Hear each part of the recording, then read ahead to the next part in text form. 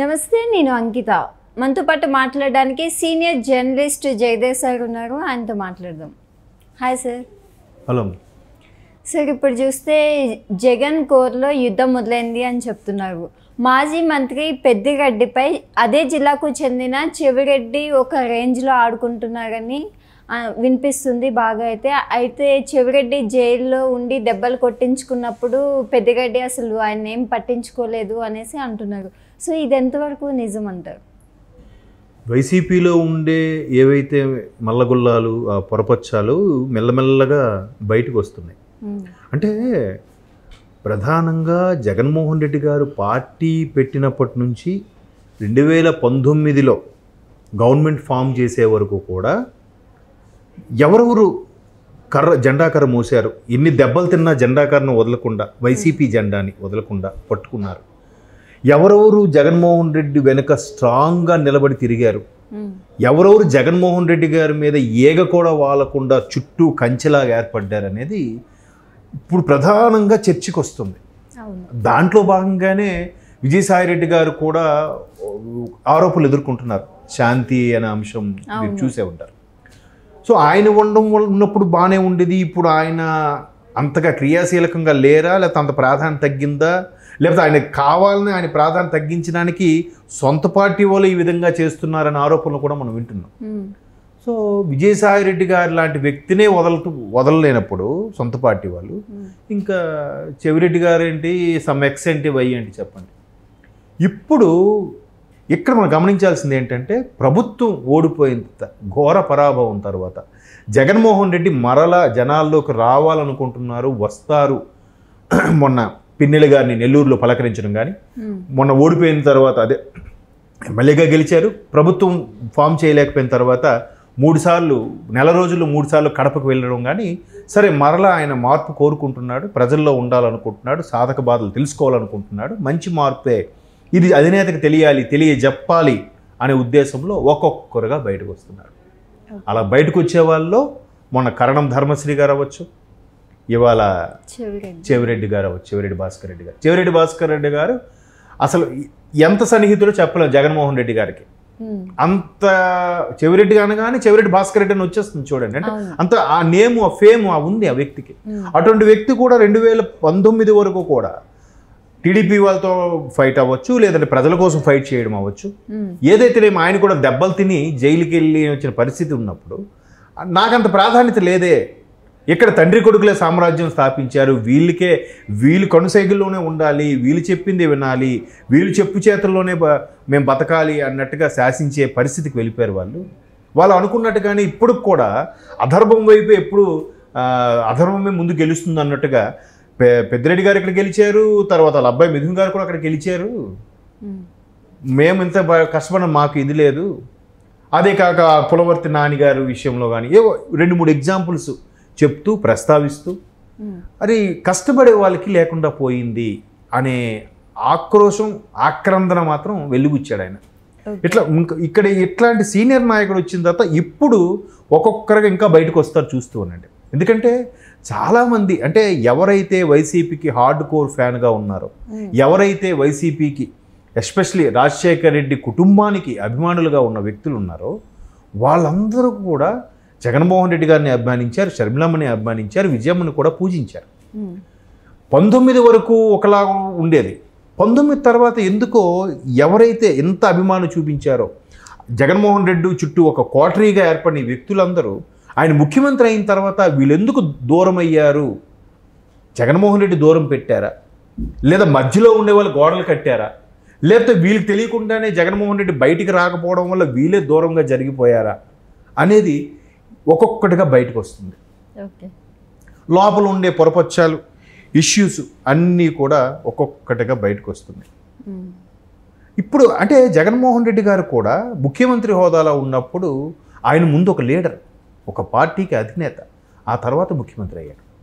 పార్టీని ఎలాగ నడిపించాలి, ఎలా చేయాలి, ఎలా ముందుకెళ్ళాలి, క్షేత్రస్థాయిలో కార్యకర్తలను ఎలా కాపాడుకోవాలి, అదే బలమైన క్యాడర్. ఎప్పుడైనా సరే అమ్మా, ఒక ఎగ్జాంపుల్ చెప్తా. పల్లకి మోసేవాళ్ళు ఉంటారు, పల్లకి మోసేవాళ్ళు ఉంటేనే పల్లకి మీదకి కూర్చొని మనం కూడా స్వైర విహారం చేయగలం. మోసేవాడు లేకపోతే సో ఆ మోసేవాడే కార్యకర్త. కార్యకర్తలను బలంగా లేకపోతే ఏ పార్టీ కూడా ఎన్నాళ్ళు నిలబడదు. ఇప్పుడు టీడీపీకి అంత బలం కారణం ఏంటంటే కార్యకర్తలు. 40-45 ఏళ్ళుగా పాతుకుపోయింది అంటే టీడీపీకి ఆ క్షేత్రస్థాయిలో ఉండే బలమే. అలాగే దీనికి కూడా క్షేత్రస్థాయిలో బలం ఏర్పరచుకోవడానికి జగన్మోహన్ రెడ్డి గారు ఎందుకో మరి ముఖ్యమంత్రి అయిన తర్వాత ఆయన ధోరణి మారింది, పద్ధతి మారింది, ఆయన మాట తీరు మారింది. అది నేననేది మాట కాదు, చాలామంది ఆయన అభిమానులు అన్నమాట.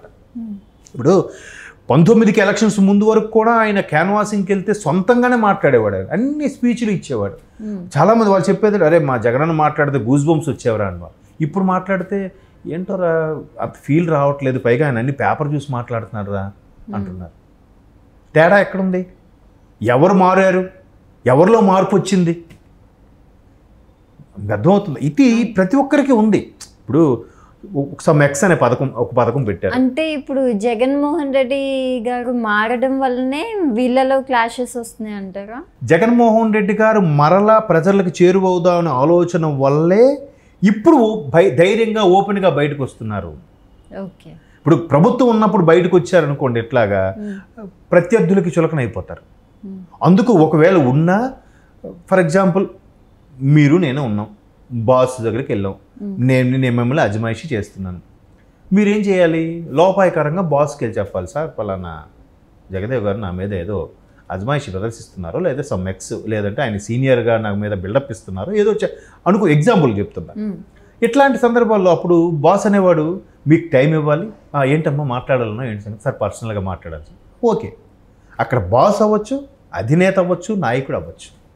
ఈయన కూడా ఫర్ ఎగ్జాంపుల్ చెవిరెడ్డి గారు వెళ్ళి చెప్పడానికి వెళ్ళారు, సార్ ఎట్లా పెద్దిరెడ్డి గారి వాళ్ళ కొద్దిగా నాకు కొద్దిగా ఇబ్బందిగా ఉంది, లేకపోతే ఏదంటే అవునా చూద్దాము మాట్లాడదాం, టైం ఇవ్వాలి అంటున్నారు.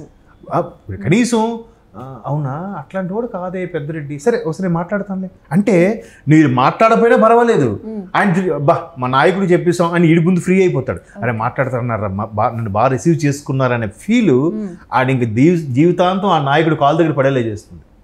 నువ్వు చెయ్యకపో, ఆ మాట సాయం అనేది ఉండాలిగా. ఇప్పుడు జక్కంపూడి రాజా గారు, రాజానగర్ మాజీ ఎమ్మెల్యే, ఆయన కూడా ఫస్ట్ ఓపెన్ అయింది ఆయన ఏమన్నాడు, నేను 2-3 సార్లు కలవడానికి వెళ్తే నాకు అపాయింట్మెంట్ ఇవ్వలేదు. అది ధనుంజయ రెడ్డి గారు ఆపేశారా లేదంటే సజ్జల గారు ఆపేశారో తెలియదు, పోనీ ఆపేశారు అనుకుందాం. ఎవరెవరు వస్తున్నారు, ఎవరెవరు కలుస్తున్నారు, ఏంటి ఇవాళ వచ్చిన వాళ్ళందరూ కలిసి ఇవాళ ఏంటమ్మా మొత్తం ఓకేనా, అన్ని అపాయింట్మెంట్లు అయిపోయా, ఇంకెవరైనా ఉన్నారా, సరే మన వాళ్ళు ఎవరైనా వచ్చారా అనే అడిగే బాధ్యత అధినేతకి నాయకుడికి ఉండాలి. లేదు సార్ అన్నీ అయిపోయి రేపు రమ్మని చెప్పాను సార్, రేపు అవుతులే నెక్స్ట్ వీక్ రమ్మను, లేదంటే ఫోన్ చేయవు సార్ మాట్లాడదాం. అక్కడక్కడ మాట్లాడేసామనుకోండి, అరే నాయకుడు మాట్లాడి అయ్యా సార్ నమస్తే సార్, సార్ ఏంటి సార్ లేదు వచ్చాను సార్ కలవలేదంటే కొంచెం బిజీగా ఉన్నానమ్మా, నెక్స్ట్ వీక్ ఇప్పుడు చూద్దాంలే, సార్ వచ్చాము ఫోన్ చేసిరా అంటే ఎంత ఊరటగా ఉంటుంది, ఒక సాటిస్ఫాక్షన్. అంటే ఇలాంటివి అంటే ఎగ్జాంపుల్ చెప్తున్నా, ఇట్లాంటివి చాలా అంశాలు ఆయన దృష్టికి వెళ్ళలేదు, ఆయన కూడా తెలుసుకునే ప్రయత్నం చేయకపోవడం. లోకల్గా ఉండేవాళ్ళు సీనియర్లు, ఇప్పుడు సీనియర్ అన్నాక ఎలాగో అజమాయిషి చూపిస్తాడు కదమ్మా, కాలేజీలో 1 ఇయర్ సీనియరే ర్యాగింగ్ చేస్తున్నాడు, ఇక్కడ రాజకీయాల్లో పెద్దిరెడ్డి గారు అంత సీనియర్, నేను వయసులో పెద్దోడిని, లేకపోతే ఇంకేమి లేదా నాకు ఎంత గ్రిప్ ఉంది, లేదా నా మంది వేరేగా ఉన్నారు, నేను జగన్మోహన్ రెడ్డికి ఎంత చెప్తే అంత అని కొంతమంది ఇది లేకపోతే బిల్డప్ ఇస్తుంటారు. అలాంటివి ఉన్నప్పుడు అరే ఇప్పుడు చెప్తే ప్రత్యర్థులు లోకు అయిపోతాయేమని చెప్పకుండా జాగ్రత్తగా ఉంచి అధినేత చెప్పుకోండి, అధినేత కూడా అవకాశం ఇవ్వకపోతే ఇంకేమవుద్ది, ఇలాంటి సందర్భాల్లో ఓపెన్ అవుతారు. సో చూద్దాం, ఒక జక్కంపూడి రాజా గారు, కరణం ధర్మశ్రీ గారు, తర్వాత ఈయన చెవిరెడ్డి గారు, ఇంకెందరూ చాలామంది ఒక్కొక్కరుగా లోపకారంగా కూడా మాట్లాడుకోవడం బట్టి ఇవన్నీ బయటకు వస్తున్నాయి. కొంతమంది నచ్చక రాజకీయాలు దూరం అయిపోతున్నారు, కొంతమంది పక్క పార్టీలోకి చూస్తున్నారు. చూద్దాం ఇంకెంతమంది వస్తారు. Okay, thank you so much sir. Thank you.